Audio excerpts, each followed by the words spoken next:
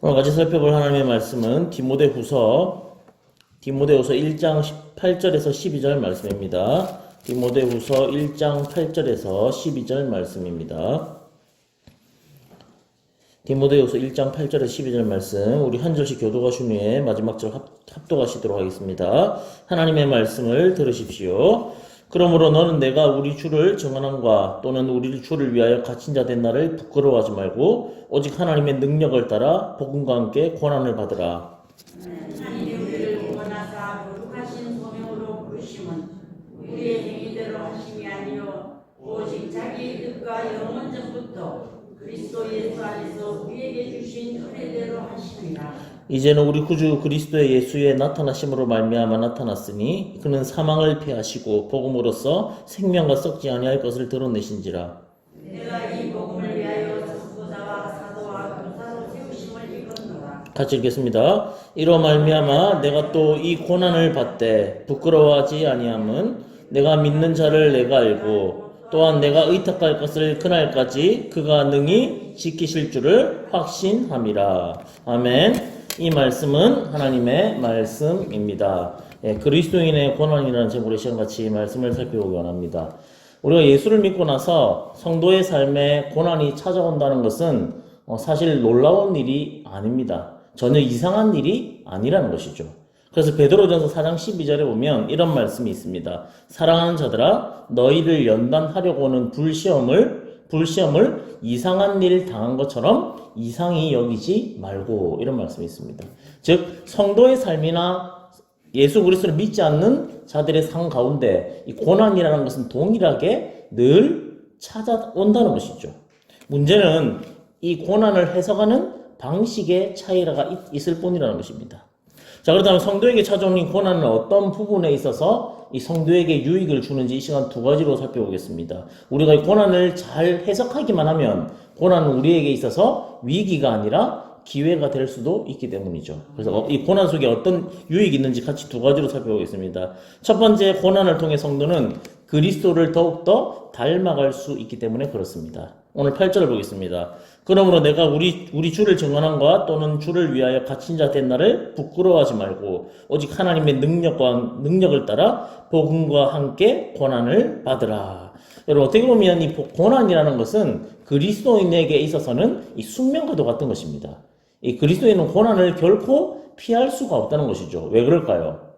예수 그리스도께서, 주님께서 바로 고난의 길을 걸어가셨기 때문이죠. 그러면 그의 제자된 자들은, 그의 자녀된 자들은 당연히 동일한 길을 걸어가야 되는 것이 지극히 비정상적인 것이 아니라 지극히 정상적인 것이라는 사실입니다.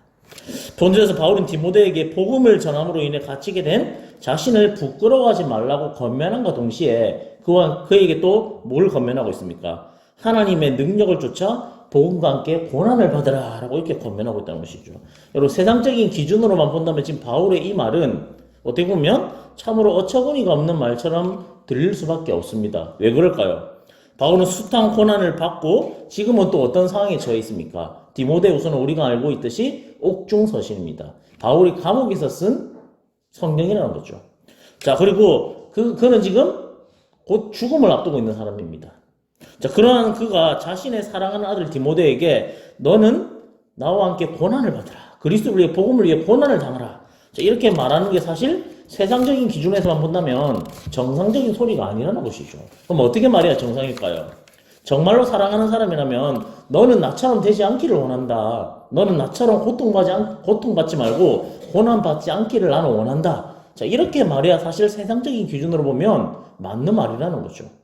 자, 근데 바울의 권면은 결코 그게 아니었습니다. 마땅히 그리스도인이라면 그리스도와 함께, 복음과 함께 고난을 받아야 한다. 이렇게 지금 디모데에게 분명하게 말해주고 있다는 것이죠.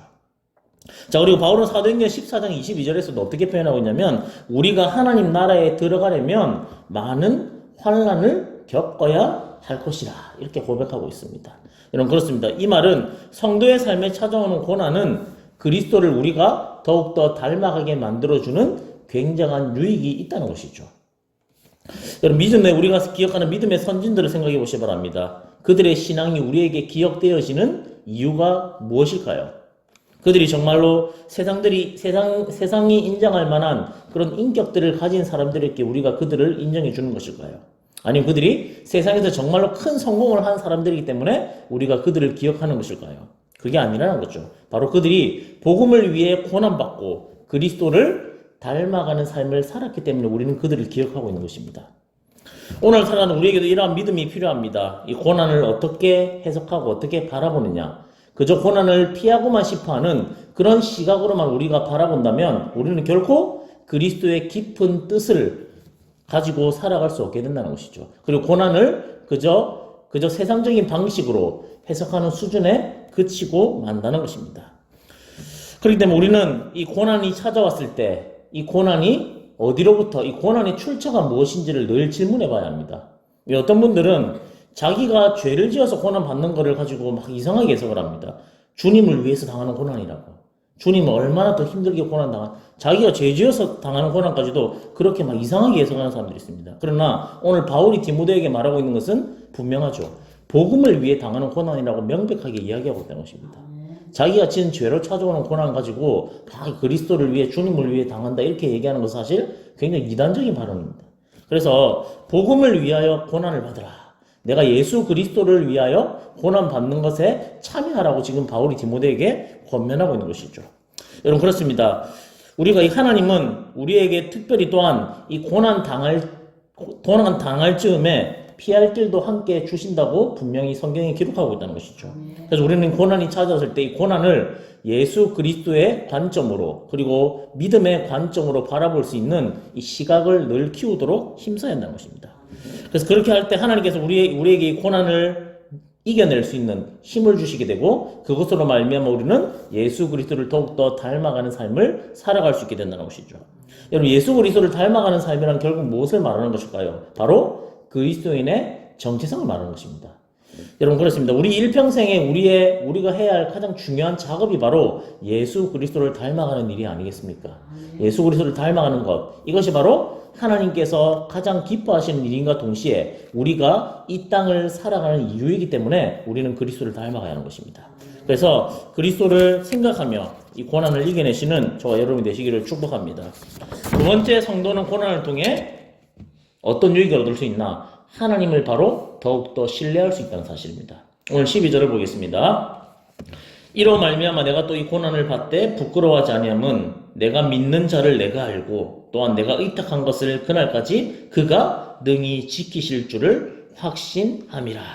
우리가 고난 속에서도 이 고난을 꿋꿋하게 이겨낼 수 있는 비결이 무엇일까요? 그 비결은 그 능력은 나에게 있는 것이 아니라 바로 하나님께 있다는 것입니다. 하나님이 하신 그 약속의 말씀을 의지하고 우리는 나아갈 때 이 현실의 고난을 우리는 이겨낼 수 있는, 감당할 수 있는 힘을 가지게 된다는 사실입니다. 여러분 바울이 복음으로 인한 고난을 부끄럽게 생각하지 않을 수 있었던 것은 바로 그가 하나님과 약속에 대한 그의 신실성을 분명히 확신하고 있었기 때문이라는 거죠.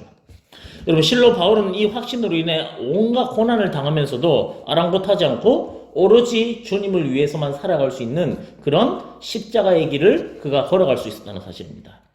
여러분 하나님에 대한 바울의 이러한 확신은 사실 바울뿐만이 아니라 오늘 예수 그리스도를 믿고 살아가는 고난의 길을 걸어가는 우리 모두에게도 간절히 요구되어진다는 것이죠. 여러분 이 확신이 있어야만 고난에 대해서 우리가 의연하게 대처하고 오히려 이 고난을 기뻐할 수 있다는 것이죠. 여러분 바울의 서신을 보면 빌립보서라는 성경을 보면 이 빌립보서도 옥중 서신입니다. 감옥에서 쓴 성경이라는 거죠. 근데 이 빌립보서를 우리가 흔히 어떤 서신이라 부르냐면 기쁨의 서신이라고 부릅니다. 여러분 그 상황은 전혀 기쁘지 않습니다. 감옥에 갇혀 있는데 뭐가 기쁘겠습니까? 그러나 이 빌립보서라는 성경을 가만히 보면 기뻐하라는 말이 굉장히 많이 등장하는 걸 알 수 있죠. 이 기쁨의 출처가 과연 어디로부터 오는 것일까요? 바로 하나님과 하나님에 대한 그 약속이죠. 하나님 주신 그 약속에 대한 확신이 바로 바울을 환경과 상황으로부터 자유롭게 만들어주는 그 기쁨의 출처였다는 것입니다. 자, 바울이 이렇게 했다는 것은 오늘 우리도 동일하게 이렇게 할 수 있다는 것입니다. 누구를 의지하고요? 하나님을 의지하고 나아갈 때, 하나님 주신 그 약속의 말씀을 붙들고 나아갈 때 우리는 환경과 상황까지도 초월할 수 있는 자유함을 누리게 된다는 것을 지금 말하고 있는 것입니다. 여러분 사실 우리가 평안할 때는 하나님에 대해 참 여러 가지 이야기를 많이 합니다. 하나님의 성품, 그리고 하나님의 사역, 그리고 그의 능력, 이 풍성한 고백이 우리의 삶이 잔잔하고 우리의 삶에 문제가 없을 때는 이러한 고백들이 굉장히 많이 나오죠. 그러나 일단 인간적인 한계를 넘는 고난에 처하게 되면 사람들은 굉장히 단순해지기 시작합니다. 오직 그 고난에 함몰되어 하나님에 대한 무엇이 사라지기 시작하냐면 하나님에 대한 확신이 점점 희미해져 가기 시작한다는 것입니다. 하나님이 정말 살아계신가? 하나님이 과연 계신가조차 의심하게 된다는 거죠. 그리고 이러한 경우로 더 나아가게 되면 어떤 일이 일어나냐면 신앙을 버리는 자들까지 생기게 된다는 것이죠. 여러분, 근데 사실 우리가 시험받는 과제는 다양한 것이 아닙니다. 오로지 한 가지 사실에만 귀착된다는 것을 발견할 수 있습니다. 무엇이냐면 하나님이 과연 나의 하나님이신지, 그리고 그 하나님께서 정말로 살아서 역사하시는 분인지, 고난에 처하게 된 인간이 하나님께 던지는 질문이 바로 이것이라는 것이죠. 정말 하나님이 있긴 한 건가? 아니면 그 하나님이 정말 살아서 나의 삶에 역사하시는 분이신가? 이 고난을 당하게 되면 이렇게 우리가 단순해진다는 것입니다. 그래서 고난 중에 있는 시편 기자들을 보면 다양한 상황 속에 있었지만 한 가지 방향성을 두드러지게 나타내는 것을 발견하게 된다는 것이죠. 그것이 무엇이냐면 하나님을 믿는지, 또 하나님께서 그의 자녀를 책임지시는지, 자, 이러한 고백들이 시편에 보면 굉장히 많이 나와 있다는 것입니다. 우리가 극한 고난을 받을 때 우리가 고난을 감당해 나갈 수 있는 힘은 신앙에 관한 많은 지식으로부터 오는 것이 결코 아니라는 것입니다. 여러분, 다만 주님이 신실한 분으로 우리를 언제나 책임져 주시는 분임을 확신하는 것이 바로 우리를 극한 상황에서 우리에게 승리를 안겨주는 원동력이 된다는 사실입니다. 물론 지식이 필요 없다는 것은 아니죠. 그러나 이 모든 지식을 위한 사변적인 지식으로 끝나서는 결코 안 된다는 것이죠. 바로 언제 어떤 상황 속에서도 주님을 신뢰하며 의지하겠다는 이 확신과 믿음을 갖는 데까지 나아가야 한다는 것이죠. 그래서 말씀을 정리하겠습니다. 오늘 고난이 성도에게 주는 이 두 가지 유익에 대해서 같이 살펴봤습니다. 첫 번째, 고난을 통해 성도는 그리스도를 닮아가기에 고난은 우리에게 유익이 됩니다. 그리스도를 닮아가는 것이 곧 우리가 이 땅을 살아가는 이유이기도 하기 때문이죠. 두 번째, 고난을 통해 우리가 얻는 유익은 바로 성도는 하나님을 더욱더 신뢰할 수 있기 때문에 그렇습니다. 고난 가운데서. 그래서 오늘 하루 가운데도 이 복음을 위해 이 주님의 고난에 기쁨으로 참여하시는 저와 여러분의 삶이 되시기를 주님의 이름으로 축복합니다. 우리 시간 같이 기도하겠습니다. 기도하실 때 이 고난을 어떻게 해석하느냐에 따라서 앞서 말씀드린 것처럼 위기가 될 수도 있지만 기회도 될 수 있습니다. 우리 그리스도인은 고난을 다르게 해석할 수 있어야 합니다. 그저 세상 사람들처럼 같은 기준을 가지고 같은 눈으로 바라봐서는 안 된다는 것이죠.